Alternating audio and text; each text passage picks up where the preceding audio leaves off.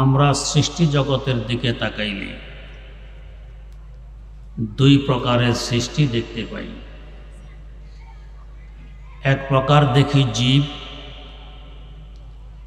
যাদের জীবন আছে, রূহ আছে।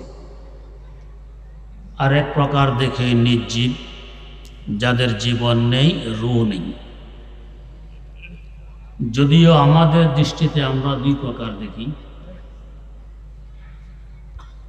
বাস্তবে সকল মাখলুকের রূহ আছে, জীবন আছে। হ্যাঁ, এদের জীবন উপলব্ধি করার মতো যোগ্যতা আমাদের নেই, তাই আমরা নির্জীব মনে করি। আমার আল্লাহ বলেন, ওয়াইম মিন শাইইন ইল্লা ইউসাব্বিহু বিহামদিহি ওয়ালাকিন লা তাফকাহুনা তাসবিহাহুম। এমন কোনো বস্তু নেই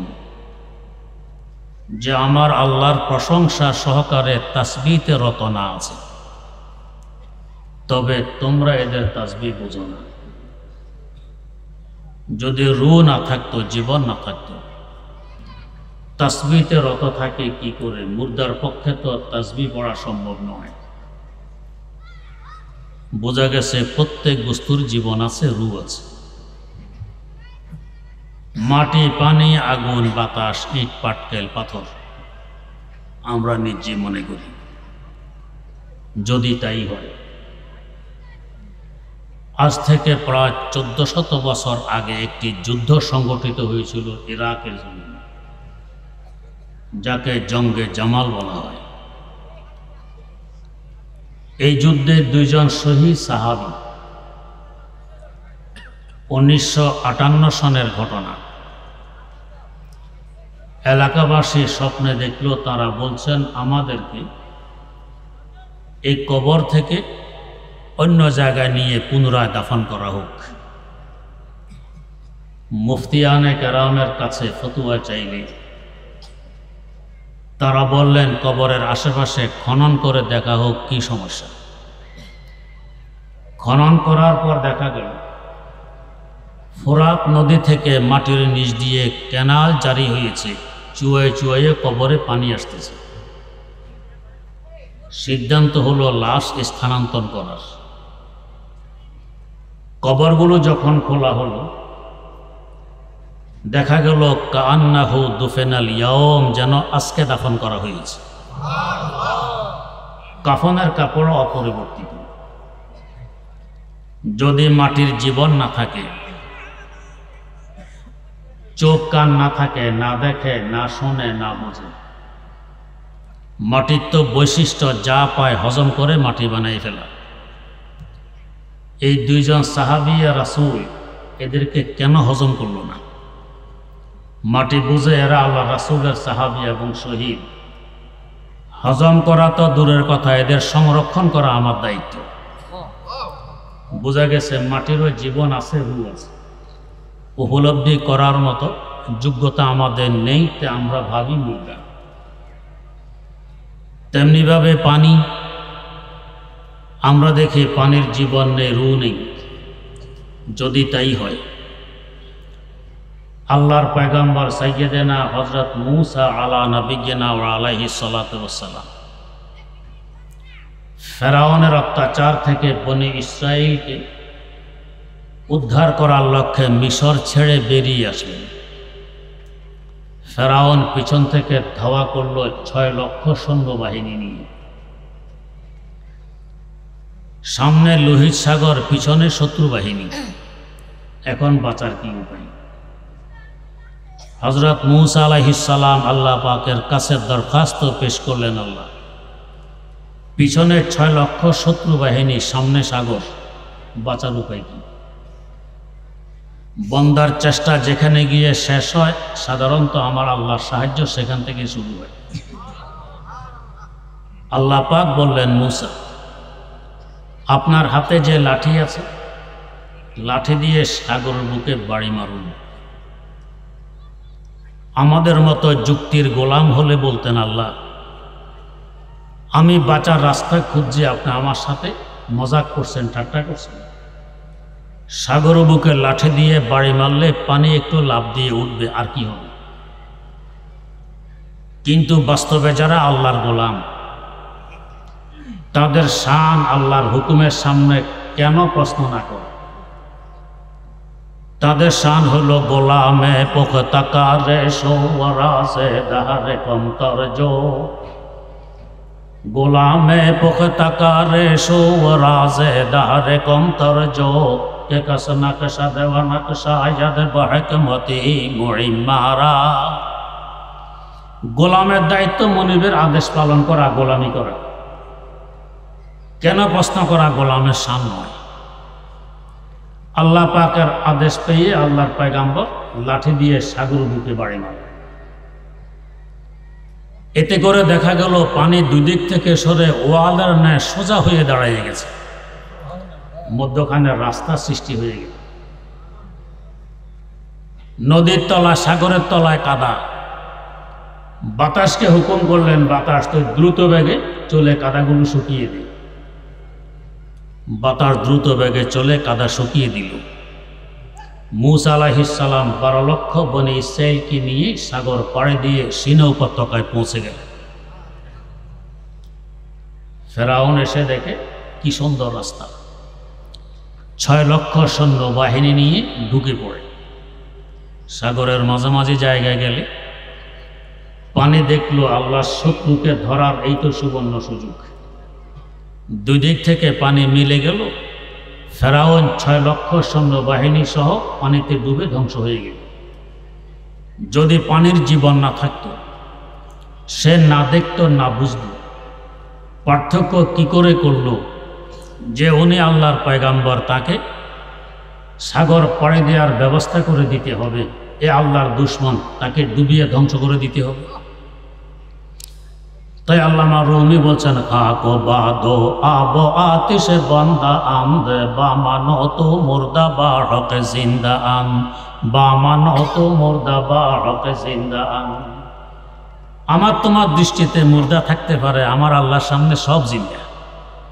এরা দেখে শুনে বুঝে। যদি পানি না দেখতে, বেশি দিন আগের কথা না, কুতুবে জামান হযরত কারি ইব্রাহিম রহমতুল্লাহ আলাইহির কথা, উজানির প্রথম পীর। তার জীবনীতে লেখা আছে, ভোর রাত্রে তাহাজ্জুদের সময় জায়নামাজ কাঁধে নিয়ে বাড়ি থেকে দ্রুত বেরিয়ে আসলেন। খাদেম লক্ষ্য করলো এত রাত দ্রুত কোথায় যান। দেখতেছে পুকুরের ঘাটে দিয়ে পানির উপরে হাঁটতে হাঁটতে পুকুরের মধ্যখানে গিয়ে জানামাজ বিছিয়ে তাহাজ্জুদের নিয়ত বাঁধলেন, আল্লাহু আকবার বলে ডুবতেছেন। কেন? পানির তো বৈশিষ্ট্য, বারে কিছু পেলে ডুবিয়ে দেয়। পানি বুঝে তাকে ডুবানো তো পরের কথা, হেফাজতের দায়িত্ব এখন আমার। পানির ওই চোখ আছে, কান আছে, বুঝ আছে, রু আছে। তেমনি ভাবে বাতাস, আমরা দেখি বাতাসের জীবন নেই, রু নেই, দেখে না, শোনে না, বোঝে না, যা পায় উড়িয়ে নিয়ে যায়। যদি তাই হতো, হাকিমুল ইসলাম আল্লামা কারি তৈয়ব সাহাব রহমতুল্লাহ আলাই লেখেন,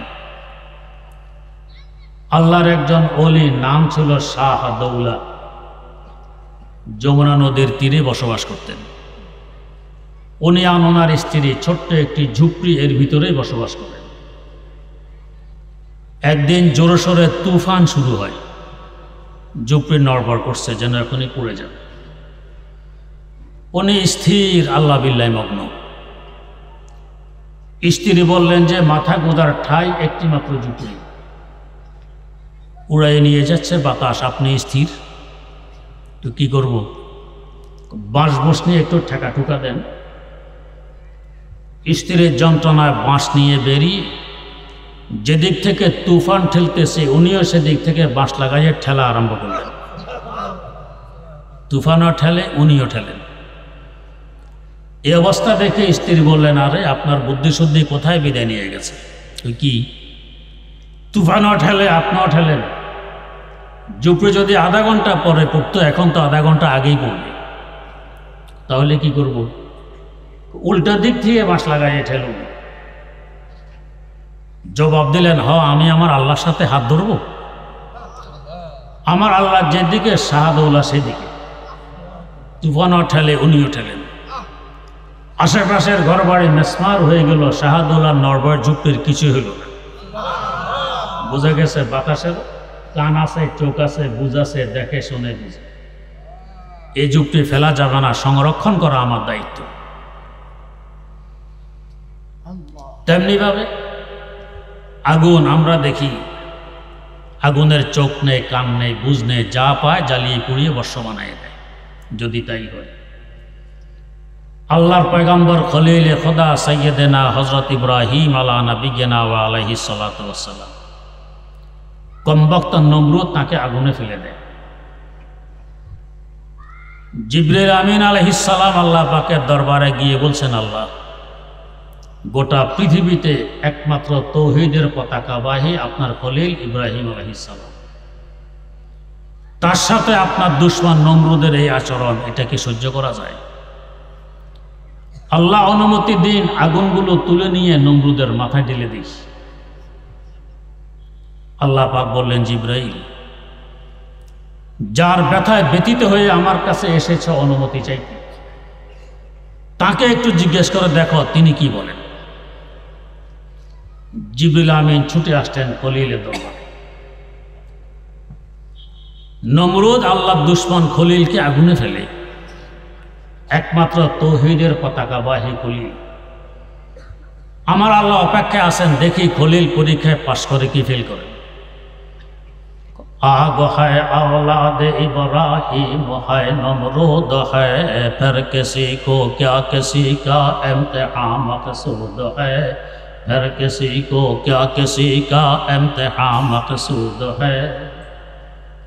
जिब्रील आमीन छुटे আসতেন খলিলের দরবারে, এসে বললেন, খলিল, একমাত্র তাওহীদের পতাকাবাহী আপনি, আপনার সাথে কমবক্ত নমরুদের এই আচরণ, এটাকে সহ্য করা যায়? অনুমতি চাই, আগুনগুলো তুলে নিয়ে নমরুদের মাথায় ঢেলে দিস। এমন সুবর্ণ সুযোগ যদি আমাদের হাতে আসতো, কি বলতাম? যে হুজুর, আর দেরি করার কি কাম, তাড়াতাড়ি কাজ সেরে ফেলুন, জগৎবাসী দেখবে আমি যে বিশ্ব অলি, দুনিয়াবাসী টের পাবে আমি যে সুফি সম্রাট। বাস্তবে যারা আল্লাহর ওলিরা ডন্ডুরা পেটে না, লুকিয়ে থাকার চেষ্টা করে।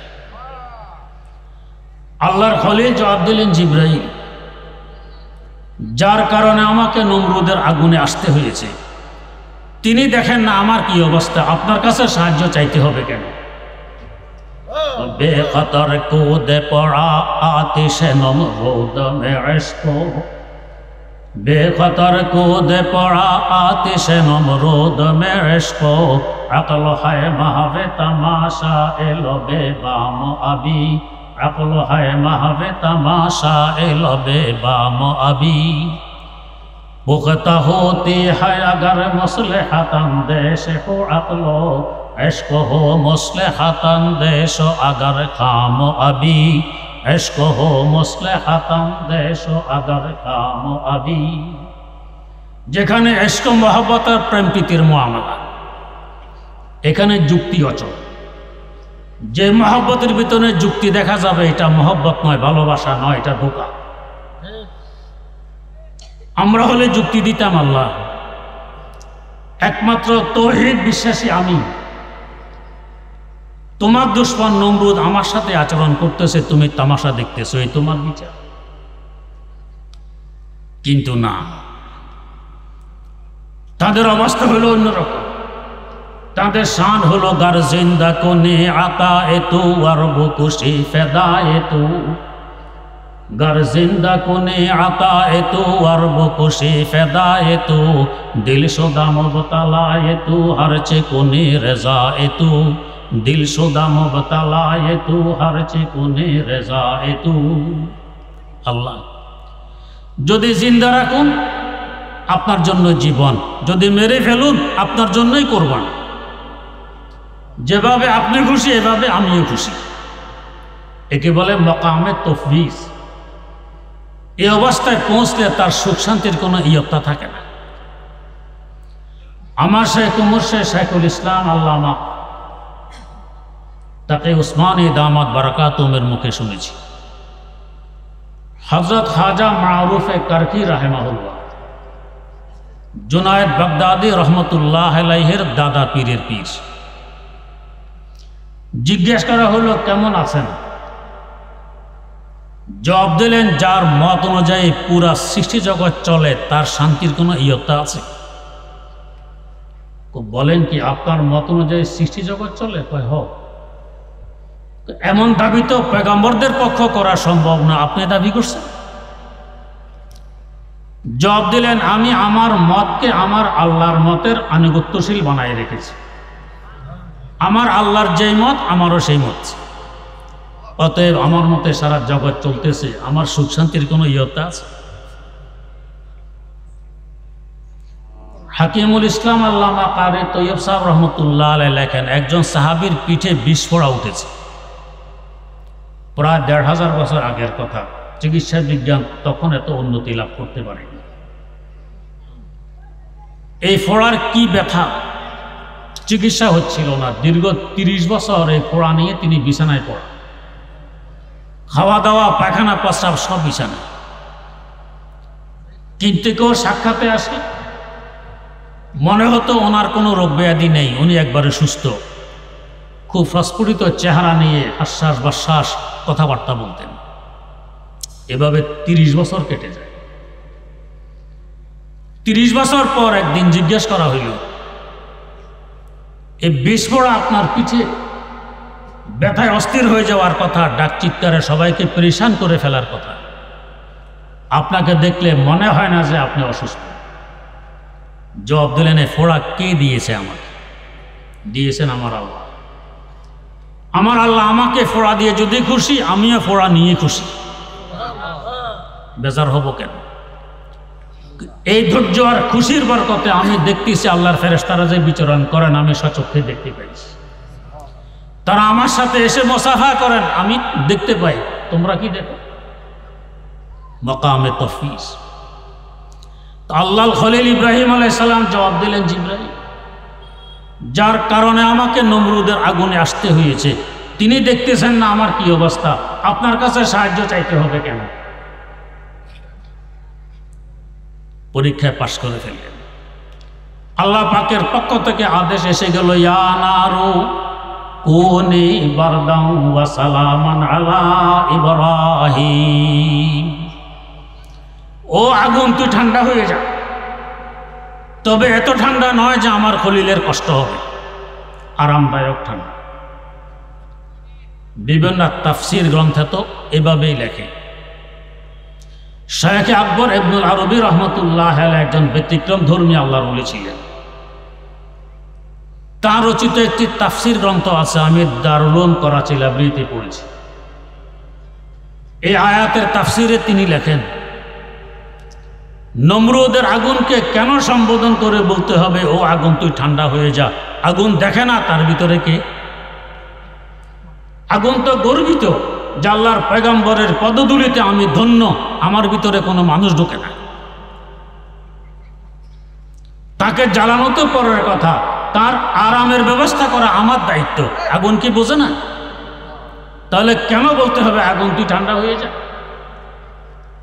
শায়েখ আকবর ইবনুল আরবি রহমতুল্লাহ আলাইহি বলেন, কোন আশিক আর প্রেমিক যখন নির্জনে থাকে, তার সামনে মাশুক এবং প্রেমাস্পদ ছাড়া আর কিছু থাকে না।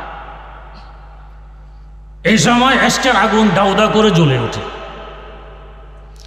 আপনি অন্ধকার থেকে অন্ধকার কুঠিরুত যদি ঢুকুন, মশা মাছি পোকামাকড় হইলেও আছে, একেবারে নির্জন হয় না। আগুনের ভিতরে পোকামাকড় নেই, মশা মাছি নেই, একেবারে নির্জন।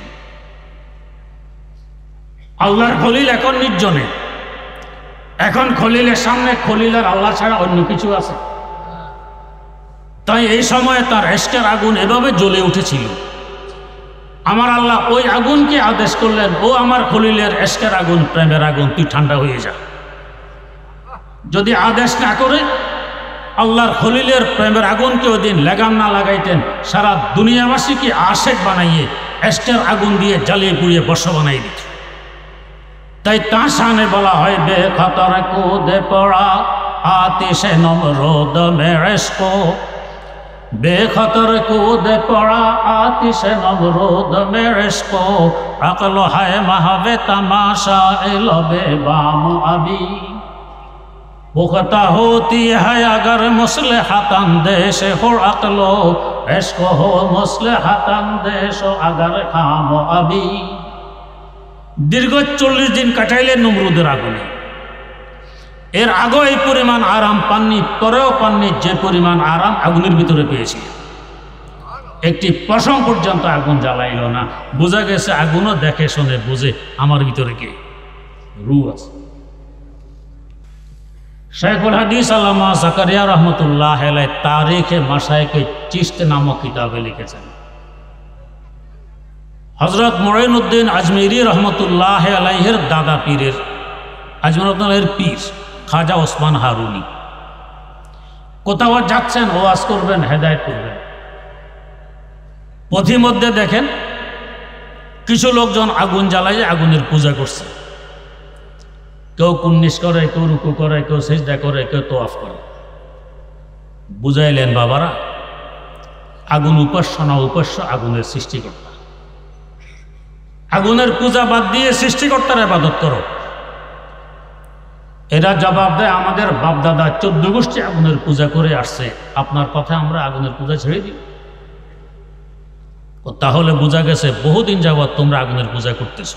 কয় হোক, তাহলে এতদিনে তো আগুন তোমাদের উপর সদয় হয়ে যাওয়ার কথা। একটি আঙ্গুল আগুনের ভিতরে ঢুকাও, যদি দেখো গরমের পরিবর্তে আরাম লাগে, বাধা দিব না, পূজা আরো করো, পূজা কাজে লেগে গেছে। আর যদি দেখো আরামের পরিবর্তে গরম লাগে, জ্বলে যাচ্ছে, বুঝে গেল পূজা সব জ্বলে গেছে, কি লাভ হইল পূজা করে?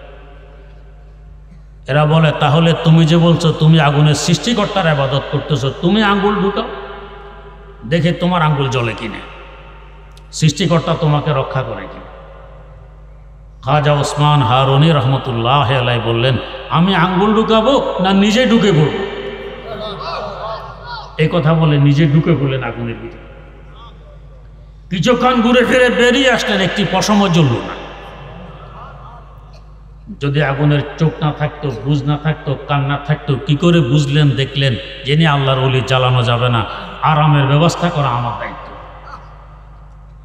খাকো বাদো আবো আতিশে বান্দা আন্দে বামানো তো মুর্দা বাড়ক জিন্দা আন, বামানো তো মুর্দা বাড়ক জিন্দা আন। সব জিন্দা, মুর্দা কেউ নেই। তসবিহ তেরা তো আমরা বুঝি না, অনেক কিছু আছে অনেকে বুঝে না, অনেকে দেখে না। শেখুল হাদিস জাকারিয়া রহমতুল্লাহ আলাইহি লিখেছেন কদরের রাত একজন মুয়াজ্জিন মিনারার আগায় উঠেছেন, চতুর্দিকে তাকাইয়ে এক চিৎকার মেরে নিচে নেমে বেহুশ হয়ে পড়ে গেলেন। হুঁশ আসার পর জিজ্ঞেস করা হলো চিৎকার কেন দিলেন, বেহুশ কেন হলেন? জবাব দিলেন মিনারার আগায় উঠে যখন চতুর্দিকে তাকাইলাম আমি দেখতেছি গাছগাছালি সহকারে পুরা কায়নাত আমার আল্লাহ দরবারে সিজদায় পড়ে আছে। এই দৃশ্য দেখে আমি সইতে পারিনি, চিৎকার দিয়ে বেহুশ হয়ে গেছি। আমরা তো দেখি গাছগাছালি সোজা দাঁড়ায় গেছে। আমাদের মাযহাবের ইমাম, ইমামুদ দুনিয়া, ইমামুল আইম্মাহ আল ইমামুল আযম হযরত আবু হানিফা রাহিমাহুল্লাহ, ওযুর সাথে কোন গুনাহ ধুয়ে যায় তিনি দেখতেন। একদিন এক যুবক জিনা করে এসে তার পাশে বসে উযু করছিল। যুবককে লক্ষ্য করে বলেন ইয়া শাব তুব আনি জিনা, ও যুবক জিনা থেকে তওবা কর। যুবকের তো কম্পন সৃষ্টি হওয়ার দশা, আমি জিনা করেছি হুজুর কিভাবে টের পেয়ে? হুজুর তো ওযুর পানি দেখে বুঝছেন জিনার গুনাহ ধুয়ে যাচ্ছে, আমরা কি দেখি? আল্লাহর এক ওলি বলেছিলেন তো মেরে নজদীক হরদম লেকে मैं अंधा हूं पर, तो मेरे नजदीक हरदम लेके मैं अंधा हूं पर, बख्शो वो नूरे बसीरत जिससे हक आवे नजर, बख्शो वो नूरे बसीरत जिससे तू आवे नजर। সবকিছু সবাই দেখে না, সবাই বুঝে না। আগুনেরও চোখ আছে, কান আছে, রু আছে, বোঝে, শোনে, দেখে। পাথর আমরা দেখি নির্জীব জড় পদার্থ। যদি তাই হয়, মুসনদে শরীফ একটি ঘটনা আছে। একদিন আবু জাহালে মালউন 6টি পাথরের টুকরা মুঠের ভিতরে লুকিয়ে দরবারে নবুয়তে উপস্থিত হয়। এসে বলছে, ভাতিজা, তুমি আমাদেরকে আকাশের উপরের কথা শোনাও, জমিনের নিচের কথা শোনাও, যা আমরা দেখি না তাই বিশ্বাসও করি না। আমার মুঠের ভিতরে কি আছে? আকাশের উপরেও নয়, জমিনের নিচেও না, মুঠের ভিতরে। যদি বলতে পারো এগুলো কি, তাহলে বুঝবো তুমি সত্য নবী। আল্লামা রুমির ভাষায় সঙ্গে হা আন্দর কাফে বো জাহলে বো দে গোফতে আয় আহমদ বগো এই চিস্তে জু गर रसूल चिश्ते दरदस्तम ने हाँ खबरदारी से राज़े आसमां गुफ्ते चूखा ही बगोयम कांच हास्त या बगोयन आके माँ हक़ी मरास्त। हजरत रसूल अकरम सल्लल्लाहु अलैहि वसल्लम बोलें, चाचा मुठेर भितरे की लुकिয়ে আছে আমি বলতে পারলে বিশ্বাস করবেন আমি সত্য নবী। আপনার মুঠের ভিতরের বস্তু যদি সাক্ষী দিয়ে দেয় যে আমি সত্য নবী, তাহলে গুফতে বুজালি দুয়াম নাদের তরাস গুফতে আরে হক আযা কাদের তরাস। আবু জাহাল বলছে, ভাতিজা কি বলো, তোমার তো বাক শক্তি আছে, কথা বলতে পারো। আমার মুঠের ভিতরে এমন কিছু বস্তু লুকিয়ে আছে, এদের বাক শক্তি নেই, এরা কথা বলতে পারে না। আবু জাহাল বুঝতে অক্ষম। আমাদের মুখের ভিতরে এক টুকরা গোশত, যাকে জিহ্বা বলা হয়, নাড়া মারলে কথা বেরিয়ে আসে। যে আল্লাহ এক টুকরা গোশতের মধ্যে কথা বের করার শক্তি দিতে পারেন, এ আল্লাহ পাথরের মধ্যে কথা বলার শক্তি দিতে পারেন। দুজনের কথা চলছে, আবু জাহাল টের পাচ্ছে মুঠের ভিতরে পাথরগুলো নড়াচড়া আরম্ভ করে দিয়েছে। এর সাথে সাথে কথা বলা শুরু করে দিল। কি কথা? तो गुफ्ते शश पारा हजार दर दस्ते तुस्त विष्णु अजहर एक तो तस्बीह है दुरुस्त विष्णु अजहर एक तो तस्बीह है दुरुस्त ला इलाहा गुफ्त इल्लल्लाह गुफ्त गौहरे अहमद रसूलुल्लाह हसूफ। ও আবু জাহাল, তোর মুঠের ভিতরে আমরা 6টি পাথরের টুকরা লুকিয়ে আছি। তোর ভাতিজা সত্য নবী কি অসত্য নবী সাক্ষী শুনবি? তাহলে শুনে নে, লা ইলাহা গুফত ইল্লাল্লাহ গুফত গওহরে আহমদ রাসূলুল্লাহ হাসুফ। একমাত্র উপাস্য আল্লাহ রাব্বুল আলামিন। তোমার ভাতিজা মুহাম্মদ সাল্লাল্লাহু আলাইহি ওয়াসাল্লাম আমাদের আল্লাহর পাঠানো সত্য রাসূল। যদি পাথরের জীবন না থাকতো, রূহ না থাকতো, কি করে দুজনের কথা শুনলো, নিজেরা কি করে কথা বললো, কি করে সাক্ষী দিল? বোঝা গেছে এদেরও রূহ আছে, জীবন আছে। যেমনি ভাবে প্রত্যেকটি মাখলুকের জীবন আছে, রূহ আছে, তেমনি ভাবে গোটা কায়নাত তার সৃষ্টি জগতেরও জীবন আছে, রূহ আছে। সৃষ্টি জগতের রূহ কি? আমার আল্লাহ বলেন, ওয়া কাযালিকা আওহাইনা ইলাইকা রূহাম মিন আমরিনা।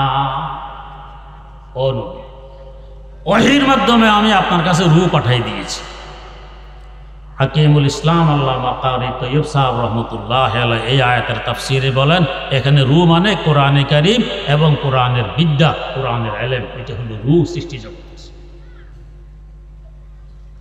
দেহের তুলনায় রূহের মূল্য কোটি কোটি গুণ বেশি। কেটে নেব, না হয় গুলি করে রূহ কেড়ে নেব। বলুন তো কি বলবেন? ভাই প্রয়োজনে 2 হাত কেটে নেন, আল্লাহর ওয়াস্তে ক্ষমা চাই, গুলি করে রূহ কেড়ে নেবেন না। দেহের তুলনায় রূহের মূল্য কোটি কোটি গুণ বেশি। তেমনি ভাবে গোটা সৃষ্টি জগতের তুলনায় কোরআনের মূল্য কোটি কোটি গুণ বেশি। যতদিন রূহ দেহ থাকে, দেহ সতেজ থাকে। রূহ দেহ ত্যাগ করলে এ দেহ 1-2 দিন টিকে, এরপর ফলে ফাটে, পছন্দ ধরে, দুর্গন্ধ ছড়িয়ে পড়ে, পরিবেশ দূষিত হয়, আবহাওয়া নষ্ট হয়, আস্তে আস্তে দেহ তার অস্তিত্ব হারিয়ে যায়। তার মানে যতদিন কোরআনে কারীম তথা জগতে রূহ থাকবে, জগৎ সতেজ থাকবে। কোরআন বিদায় নিবে, 2-4 দিন থাকবে, চতুর্দিকে ফিতনা ফাসাদ দাঙ্গা হাঙ্গামা অশান্তির আগুন জ্বলতে থাকবে এই অবস্থায়। এরপর কিয়ামত কায়েম হবে, জগৎ টিকবে না, যেহেতু কোরআন তথা রূহ ত্যাগ করে চলে গেছে। হাদিস শরীফে আছে কিয়ামতের আগে এক ব্যক্তি দেখবে তার কোরআনের পৃষ্ঠা সব সাদা, কোনো লেখা নেই। ভাববে কেমিক্যাল জনিত কারণে হয়তো লেখাগুলো নষ্ট হয়ে গেছে। আরেক ব্যক্তিকে গিয়ে জিজ্ঞেস করবে, ভাই তোমার কোরআন শরীফটা দেখো তো, লেখার কি অবস্থা? সে তার কোরআন শরীফ খুলে দেখবে এখানেও তো লেখা নেই, সব সাদা। তৃতীয় ব্যক্তিকে জিজ্ঞেস করবে, সেও দেখবে সব সাদা, লেখা নেই। পুরা দুনিয়া থেকে কোরআন উঠে যাবে, কোরআন থাকবে না, রূহ দেহত্যাগ করে চলে গেছে। 2-4 দিন দুনিয়া টিকবে ফিতনা ফাসাদ দাঙ্গা হাঙ্গামা অবস্থায়। এরপরে কিয়ামত কায়েম হবে, তার দেহ আর টিকবে না, অস্তিত্ব হারিয়ে যাবে। কেউ আছে দেহের সেবক, কেউ আছে রূহের সেবক। দেহের তুলনা রূহের মূল্য যে পরিমাণ বেশি, দেহের সেবকের তুলনা রূহের সেবকের মূল্য ওই পরিমাণ বেশি। দেহের সেবক কৃষক, চাষাবাদ করে, শস্য উৎপাদন করে, দেহের খোরাকের ব্যবস্থা হয়। দেহের সেবক ইঞ্জিনিয়ার, বিল্ডিং বানায়, পোল কালভার্ট বানায়, দেহ আরাম পায়। দেহের সেবক ডাক্তার, চিকিৎসা করে, দেহ রোগ থেকে মুক্তি লাভ করে, আরামে থাকে। যদি এদের নিয়ত ভালো থাকে অনেক সওয়াব। রূহের সেবক আলেম সমাজ, এরা কোরআন পড়ে পড়ায়, এরা রূহের সেবা করে। দেহের তুলনায় রূহের মূল্য যে পরিমাণ বেশি, দেহের সেবকের তুলনায় রূহের সেবকের মূল্য ওই পরিমাণ বেশি। তাই তো রাসূলুল্লাহ সাল্লাল্লাহু আলাইহি ওয়াসাল্লাম বলেছেন, খায়রুকুম মান তাআল্লামাল কোরআন ওয়া আল্লামা। তোমাদের মধ্যে সবচেয়ে উত্তম, সবচেয়ে দামি ওই ব্যক্তি যে আল্লাহর কালাম তথা রূহের সেবা করে, পড়ে এবং পড়ায়। কেন এই রূহের সেবা? এই ধরনের কবি মদরসাগুলো রূহের সেবা করে। কেউ হয়তো মন ভাঙবেন, আমরা বিশুদ্ধভাবে কোরআন পড়তে পারি না, পড়ানোর প্রশ্ন আসে না, আমরা বঞ্চিত হয়ে গেলাম। ইসলাম নৈরাশ্যতার দিন নয়। ডাক্তার রোগীর সেবা করে প্রত্যক্ষভাবে, ডাক্তারের সহযোগী, মেশিন এগিয়ে দেয়, কাগজ কলম এগিয়ে দেয়, ওষুধ এগিয়ে দেয়, সে পরোক্ষভাবে সেও রোগীর সেবক। তেমনিভাবে আলেম সমাজ কোরআন পড়ে পড়াইয়ে প্রত্যক্ষভাবে রূহের সেবা করে। আপনারা যদি আলেমের সহযোগী হন, মাদ্রাসার সহযোগী হন, পরোক্ষভাবে হলেও আপনার রূহের সেবক হতে পারে, বঞ্চিত কেউ হবে না। আল্লাহ রাব্বুল আলামিন আমাদের সকলকে রূহের সেবক হিসাবে কবুল করে নেন। সুবহানাল্লাহি ওয়া বিহামদি, সুবহানাকাল্লাহুম্মা ওয়া বিহামদিক, আশহাদু আল্লা ইলাহা ইল্লা আনতা আস্তাগফিরুকা ওয়া আতুবু ইলাইক। পাগড়িকা দাওরানা হাফেজ ছাত্রদের মাথায় ফজিলতের পাগড়ি